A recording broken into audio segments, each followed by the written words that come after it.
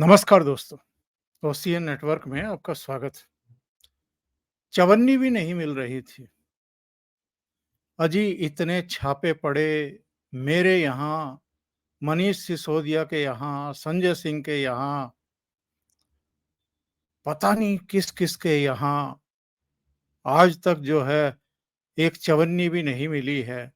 हम तो कट्टर ईमानदार हैं, हमें तो राजनीतिक बदले की भावना से चूँकि आम आदमी पार्टी को खत्म करना है, अरविंद केजरीवाल से मोदी जी इतना घबराते हैं कि उनको उठा कर के जेल में डाल दिया गया, ठुसवा दिया गया।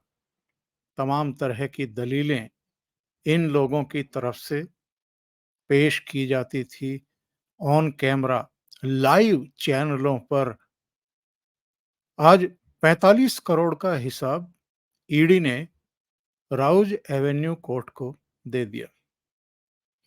चवन्नी नहीं, 45 करोड़ का हिसाब किताब दे दिया। और ये 45 करोड़ रुपए किसके जरिए किसको दिए गए, ये सारा हिसाब किताब 7वीं चार्जशीट में पेश कर दिया गया है। और मामला केवल यहीं तक नहीं है साहब, इस 7वीं चार्जशीट में अरविंद केजरीवाल को बनाया गया है आरोपी नंबर 37 और आम आदमी पार्टी को आरोपी नंबर 38। इस देश में ये पहली बार हुआ है जब किसी पॉलिटिकल पार्टी को एक्यूज बनाया गया है, आरोपी बनाया गया है। उसके लिए प्रोडक्शन वारंट जारी किया गया है। सेक्शन 70 के तहत अरविंद केजरीवाल को 12 जुलाई को तलब किया गया है क्योंकि वो आम आदमी पार्टी के संयोजक हैं। ईडी ने अपनी चार्जशीट में ये साफ तौर पर कहा है कि यही साजिश करता है और इन्होंने ही मेन रोल निभाया है इस पूरे शराब घोटाले में। कुल मिलाकर के इस केस में 38 अभियुक्त बनाए गए हैं। 38वां अभियुक्त इनकी पॉलिटिकल पार्टी को बनाया गया है। पॉलिटिकल पार्टी के संयोजक के नाते अरविंद केजरीवाल की अब पेशी होगी 12 जुलाई को। अभी तक तो अरविंद केजरीवाल पर और बाकी लोगों पर सीबीआई के और ईडी के केस थे। अब आम आदमी पार्टी भी कटघरे में आ गई है। इसका मतलब ये है कि आम आदमी पार्टी की मान्यता पर भी अब तलवार लटक सकती है। और ऐसे समय अगर पॉलिटिकल पार्टी को एक पार्टी बनाया गया है तो आप अंदाजा लगाइए कि पार्टी के पास जो संपत्ति है, ईडी चाहे तो आगे चल कर के उसे भी जब्त करने की कार्रवाई कर सकती है। इसके अलावा ना भूलें कि 2025 के शुरू में दिल्ली में विधानसभा के चुनाव भी होने वाले हैं। तो आप जरा अंदाजा लगाइए कि अरविंद केजरीवाल की राजनीतिक और दूसरी मुश्किलें कितनी बढ़ गई हैं। पॉलिटिकल पार्टी की मान्यता अगर रद्द होती है, इस दिशा में अगर ये मामला बढ़ जाता है, तो उसके बाद आप समझ लीजिए कि आम आदमी पार्टी से जुड़े हुए जितने भी चेहरे हैं, जितने भी लोग हैं, उनके ऊपर भी किस तरह की मुसीबतें खड़ी होने वाली हैं। ये जो 10 जुलाई है, ये इसलिए भी याद रखी जाएगी। एक तरफ तो राउज एवेन्यू कोर्ट ने संज्ञान लिया है 7वीं चार्जशीट पर, आम आदमी पार्टी को इसमें एक्यूज बनाने की इजाजत दी है। प्रोडक्शन वारंट जारी कर दिया गया है। 12 जुलाई को अरविंद केजरीवाल जब पेश होंगे तो आम आदमी पार्टी के संयोजक की हैसियत से होंगे। दूसरी तरफ दिल्ली हाई कोर्ट ने अरविंद केजरीवाल की श्रीमती जी, धर्मपत्नी सुनीता केजरीवाल की भी मुसीबतें बढ़ा दी हैं।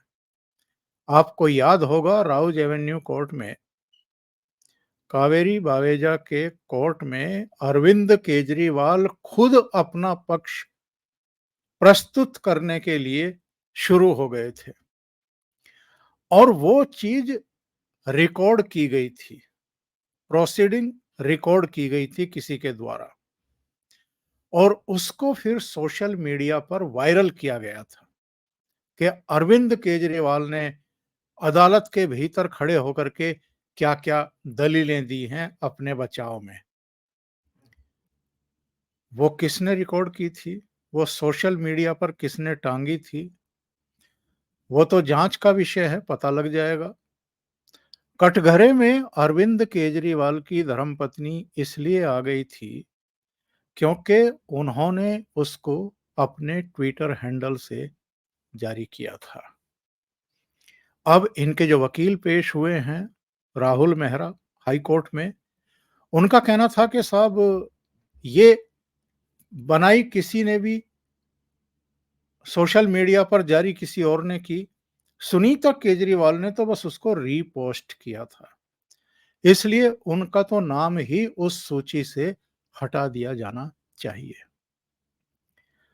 हाई कोर्ट इस पर सहमत नहीं हुआ और इसमें भी अब नोटिस इशू हो गए हैं, जानकारी तलब कर ली गई है, यानी अरविंद केजरीवाल की मुसीबतें बढ़ गई हैं, वो भी कानूनी पचड़े में उलझ गई हैं। तो पति पत्नी दोनों की भी मुसीबतें बढ़ी हैं, इनकी आम आदमी पार्टी की मान्यता पर भी आगे जाकर के तलवार लटक सकती है।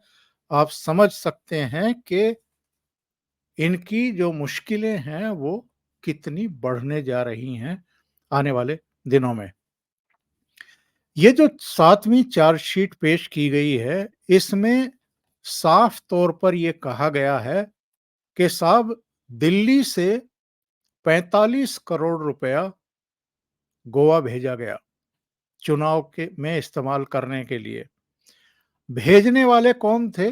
विनोद चौहान थे। वहां कलेक्ट करने वाले कौन थे? वो पहले ही गिरफ्तार किए जा चुके हैं, चनप्रीत। विनोद चौहान को ये पैसा भेजने वाले कौन थे? इसके भी बाकायदा ईडी ने सबूत पेश किए हैं राउज एवेन्यू कोर्ट में।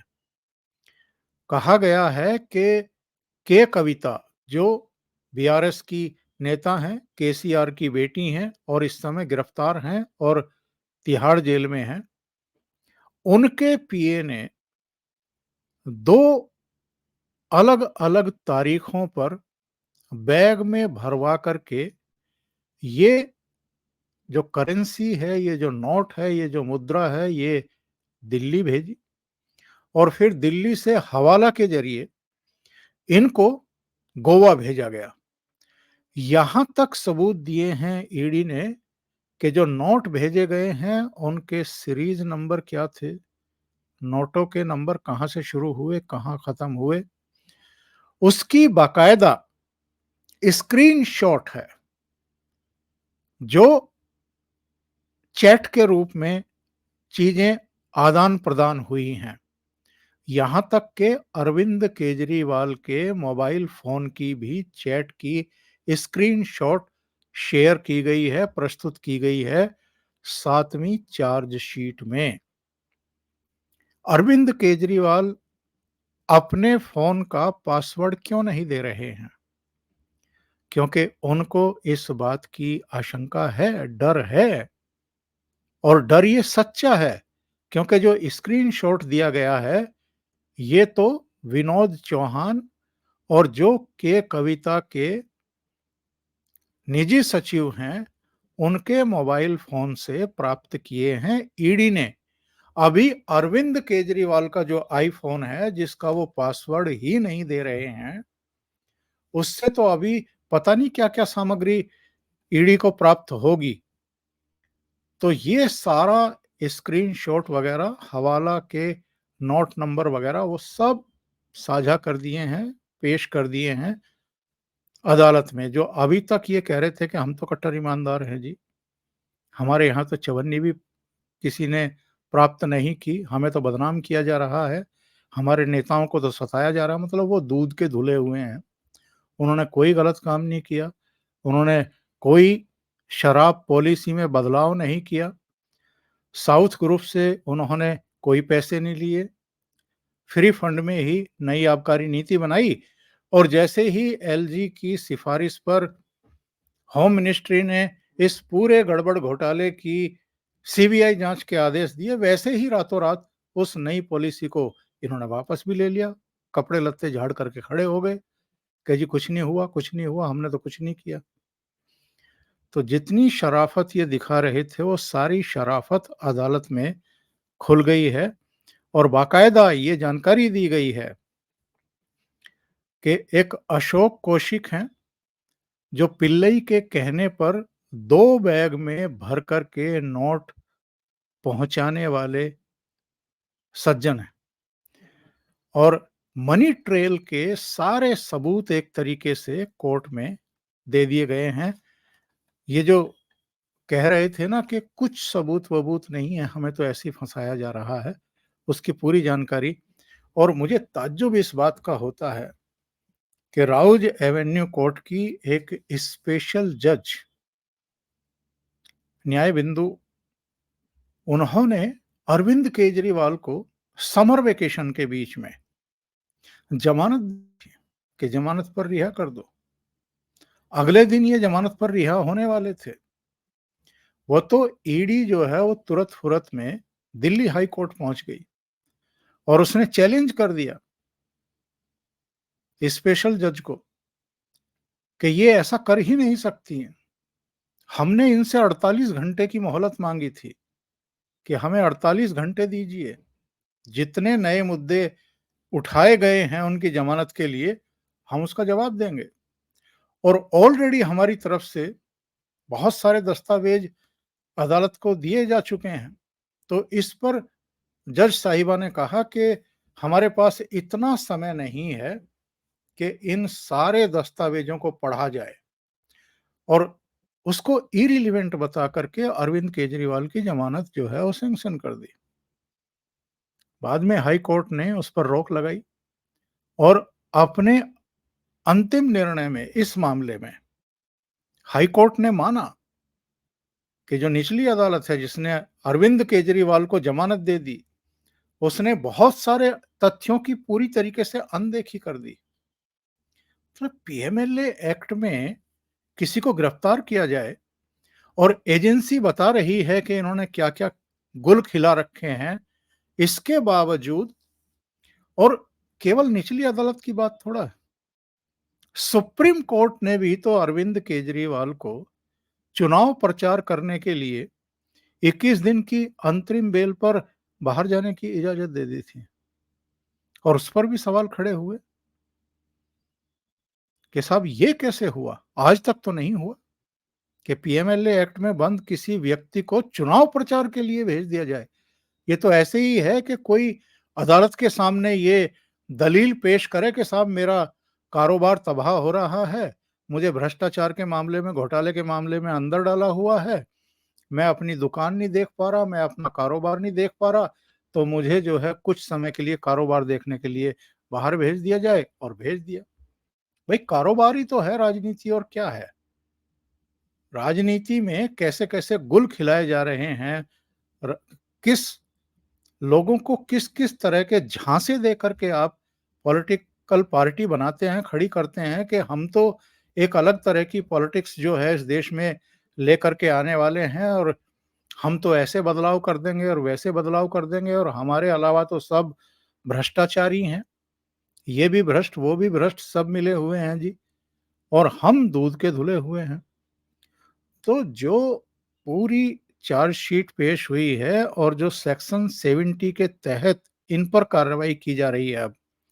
सेक्शन 70 के तहत जो कंपनी वगैरह होती हैं, उन पर चार्जशीट पेश की जाती हैं और जो कंपनी से जुड़े हुए लोग होते हैं, इसका मतलब ये है कि ईडी ने पॉलिटिकल पार्टी को भी, आम आदमी पार्टी को भी एक कंपनी मान लिया है और अरविंद केजरीवाल को उसके प्रमुख के तौर पर प्रोडक्शन वारंट जारी किया गया है। अब उनको आम आदमी पार्टी की तरफ से ही उसके संयोजक की हैसियत से 12 जुलाई को पेश होना पड़ेगा। तब इनको वो सारे आरोप जो हैं वो बताए जाएंगे कि ये आरोप आप पर लगे हैं। अपराध की पूरी जानकारी अरविंद केजरीवाल को थी, ये 7वीं चार्जशीट में कहा गया है और ये उसमें शामिल थे।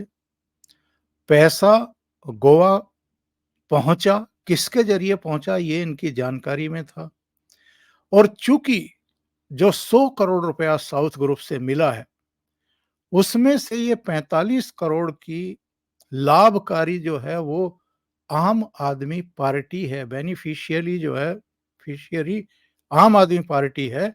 इसलिए ईडी ने कहा है कि हमने आम आदमी पार्टी को भी एक्यूज बनाया और आपको याद होगा, एक बार संभवतः हाई कोर्ट ने और एक बार सुप्रीम कोर्ट ने भी ये सवाल खड़ा किया था और पूछा था ईडी से कि अगर बेनिफिशियरी आम आदमी पार्टी है, यानी आम आदमी पार्टी के चुनाव प्रचार में गोवा में ये 45 करोड़ रुपया खर्च हुआ है और मनी लॉन्ड्रिंग के जरिए ये वहां तक पहुंचा है, तो पार्टी को आप पार्टी क्यों नहीं बना रहे, एक्यूज क्यों नहीं बना रहे हैं।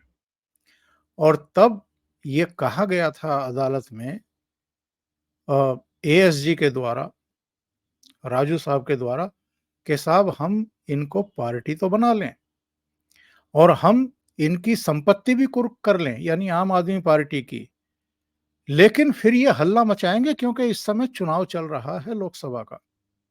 ये कहेंगे कि लोकसभा चुनाव के बीच में ही ये सब इसलिए किया जा रहा है ताकि आम आदमी पार्टी को और नुकसान पहुंचाया जा सके।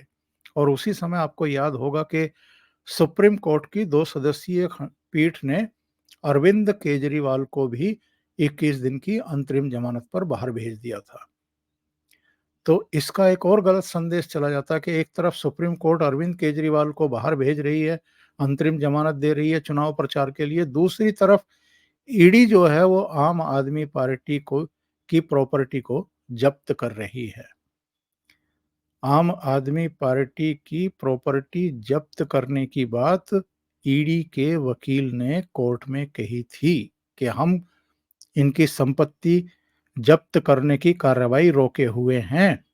इसका मतलब ये है कि अब तो चूंकि आम आदमी पार्टी आरोपी नंबर 38 बन चुकी है, बनाई जा चुकी है, तो अब प्रॉपर्टी भी जब्त होने की कार्रवाई होगी और इसके साथ साथ चूंकि वो एक्यूज है और देश में पहली बार किसी पॉलिटिकल पार्टी को एक्यूज बनाया गया है, इसलिए उसकी मान्यता पर भी अब तलवार लटकने की आशंका पैदा हो गई है।